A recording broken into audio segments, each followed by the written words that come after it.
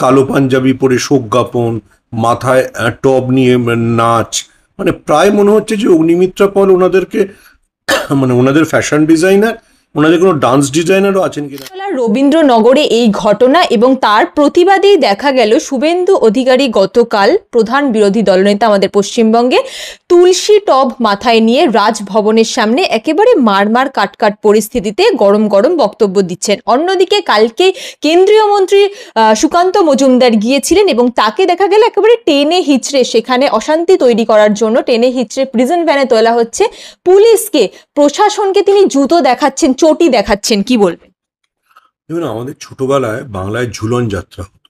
ঝুলন এখন মানে এমনিতে বিজেপি বাংলার সংস্কৃতি খুব একটা জানে না, কিন্তু রোজ আমার শুভেন্দু অধিকারীকে দেখলে মনে হয় উনি ঝুলন যাত্রায় বেরিয়েছেন। আজকে গলায় তুলসী গাছ, কালকে অমুক, পরশুদিন বিধানসভায় সবাই মিলে কালো পাঞ্জাবি পরে শোক জ্ঞাপন, পরশুদিন যাচ্ছেন কি বলে মহাত্মা গান্ধীর পাদদেশ গঙ্গা জল দিয়ে ধুতে। আমার মাঝে মাঝে মনে হয় উনি ঝুলন যাত্রায় আছেন। আর এমনিতে ওনার গতকাল দুপুরের পর থেকে তো ওনার সর্বোচ্চ নেতা গোটা দেশ জুড়ে শোক পালন করতে বলেছেন। সেই সময় ওনারা আবার এইসব নাটকে অভিনয় করছেন কেন? সুকান্ত মজুমদার দেখুন, মানে এটা কারো দোষের বিষয় না। সবার জীবনে তো বিভিন্ন শখ থাকে। ছোটবেলায় অভিনয় করতে পারেননি, হয়তো বড়বেলায় এসে অভিনয় করছে। তৃণমূলের অনেক নেতা তো এখন অভিনয় করছেন, কোনো অসুবিধে নেই, তারা তাদের শখ পূরণ করছেন। যদি কান্ত মজুমদার বা শুভেন্দু অধিকারীর কোনো মানে এই ধরনের গোপন শখ থাকে, যারা অভিনয় করবেন, বেশ একটা অ্যাংরি ইয়ং ম্যান ইমেজ নিয়ে নেমে পড়বেন, তাহলে সেটাই করতে পারেন।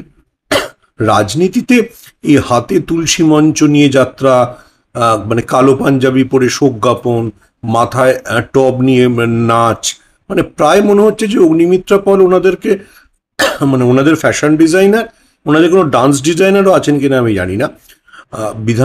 বিধানসভার বিরোধী দলনেতা একজন পহেলগাঁওয়ের নিহতের পরিবারকে এয়ারপোর্টে রিসিভ করতে গিয়ে যে ধুন্ধুমার নৃত্য বাঁধিয়েছিলেন, এবং তার পিছনে সিপিএম এর প্রাক্তন মন্ত্রী বঙ্কিম ঘোষ যেরকম হাত পা ছুঁড়ে সাইড অ্যাক্টর রোলে অভিনয় করছিলেন, তাতে আমার সেই পুরনো রাজেশ খান্না, সুজিত কুমারের মানে জুরির কথা মনে পড়ে যাচ্ছিল। দিস অল আর মানে কি বলবো, সিনেমায় খুব ভাল লাগে। রাজনীতিতে মানে একটা বিধানসভায় কেউ তুলসী মঞ্চ নিয়ে যাচ্ছে, কেউ মানে জুতো দেখাচ্ছে পুলিশকে। সুকান্ত মজুমদার কেন্দ্রীয় মন্ত্রী, যদি বিজেপি শাসিত কোনো রাজ্যে কেউ পুলিশকে এটা করতো তাহলে তো বলতেন দেশদ্রোহী, দেশবিরোধী, পাকিস্তান চলে যা, জিহাদি, সব কিছু বলত।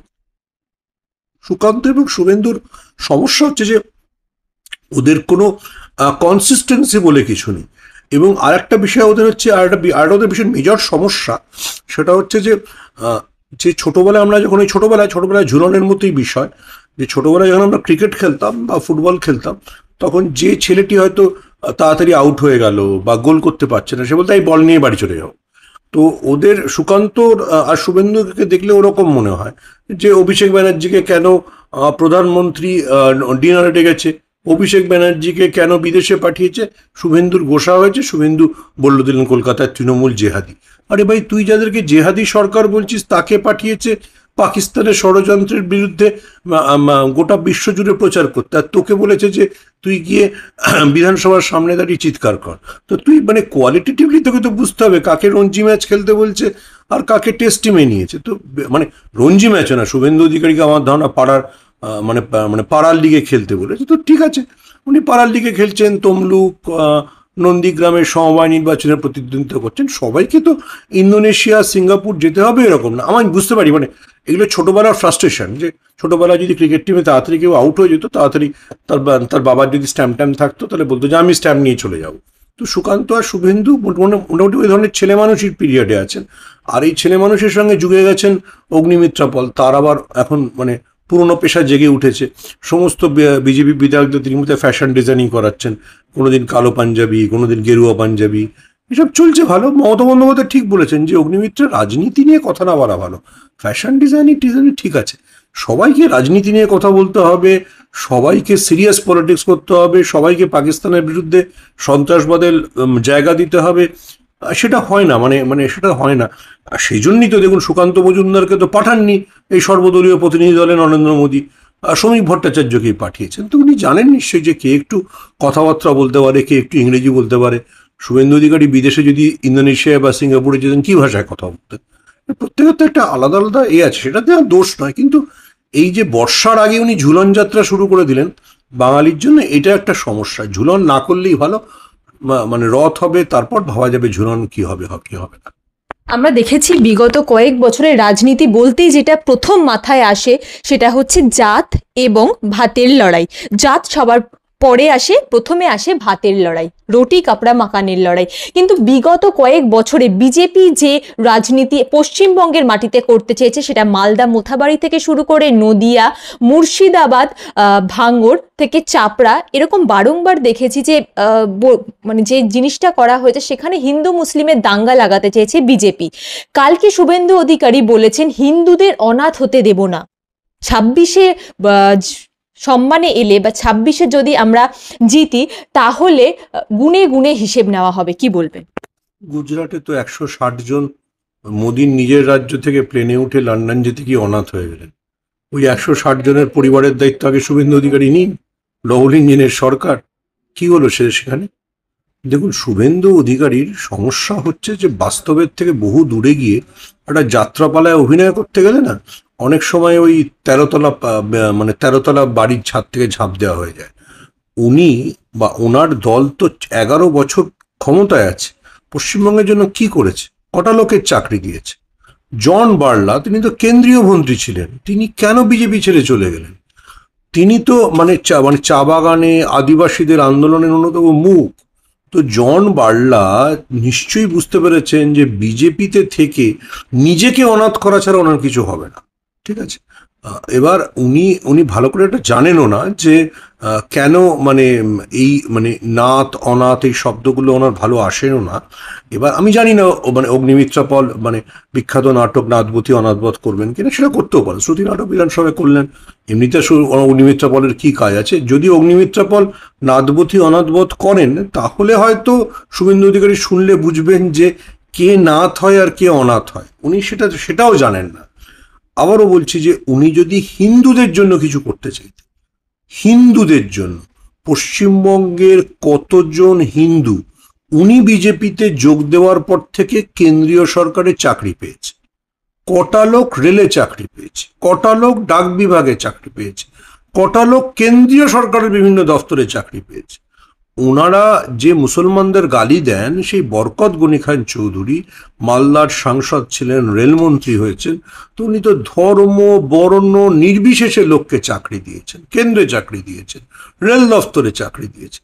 শুভেন্দু অধিকারী আগে সেরকম কিছু করুন। আর যদি শুভেন্দু অধিকারী না জানেন যে বরকত গনি খান চৌধুরী কিভাবে চাকরি দিয়েছেন, বরকত গনি খান চৌধুরীর একজন খুব রাজনৈতিক শহীদ ছিল, তাকে শুভেন্দু অধিকারী চিনলেও চিনতে পারেন, একটু তার কাছেও কথা বলতে পারেন। ভদ্রলোকের নাম শিশির অধিকারী। অনেক পুরনো ছবি আছে যে শিশির অধিকারী জোরহাত করে বরকত গনি খান চৌধুরীর সামনে দাঁড়িয়ে আছে।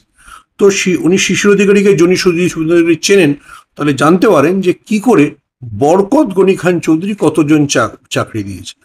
খুব সিম্পল ব্যাপার। তো শুভেন্দু অধিকারীর তো পরিবারের কম লোক মানে মন্ত্রী হলো না, এমপি হলো না। শুভেন্দু অধিকারী মানুষের জন্য, আমি আবার বলছি হিন্দুদের জন্য কি করেছে, কতজন হিন্দুকে চাকরি দিয়েছে সেটা বললেই পরিষ্কার হয়ে যাবে। তাহলে উনি কতজন হিন্দুকে মানে নাথ করেছেন তাহলে আমরা বুঝতে পেরে যাবো।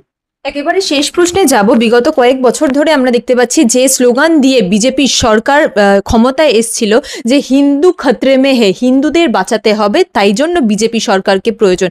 কিন্তু বিগত কয়েক দিনে আমরা যে ঘটনা দেখেছি সেটা কুম্ভ মেলা থেকে শুরু হয়েছে, আরসিবির ব্যাঙ্গালোর স্ট্যাম্পেড এবং আহমেদাবাদের যে ঘটনা, সেখানে বেশিরভাগ হিন্দুরাই তো মরেছে, হিন্দুদের জীবনই তো নাশ হয়েছে।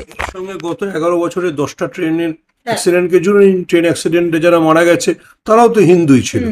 যে বিজেপির আমলে সমস্যা হচ্ছে ট্রেনে দুর্ঘটনা হলেও রেলমন্ত্রী পদত্যাগ করেন না, বিমান দুর্ঘটনা হলেও বিমানমন্ত্রী পদত্যাগ করেন না। বিমানমন্ত্রীকে পদত্যাগের কথা বিজেপি বলতেই পারবে না, কারণ সে তেলেগু দেশমের লোক।